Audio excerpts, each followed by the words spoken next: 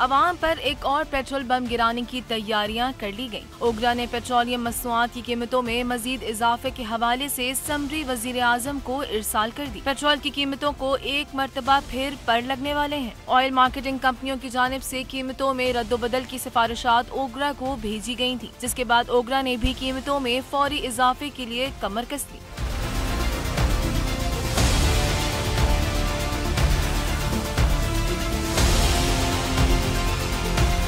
नई समरी के मुताबिक पेट्रोलियम मसनूआत की कीमतों में 16 रुपए 48 पैसे फी लीटर तक इजाफे की तजवीज दी गई है। समरी में 16 अगस्त से पेट्रोल 16 रुपए 48 पैसे और डीजल की कीमत में 6 रुपए 80 पैसे फी लीटर इजाफे की तजवीज दी गई है। मिट्टी का तेल 1 रुपया 61 पैसे फी लीटर सस्ता करने की भी तजवीज दी गई है। कीमतों में इजाफे की हतमी मंजूरी वजीर आजम देंगे। नई कीमतों का ऐलान वजारत खजाना यौम आज़ादी के एक रोज बाद 15 अगस्त को करेगी।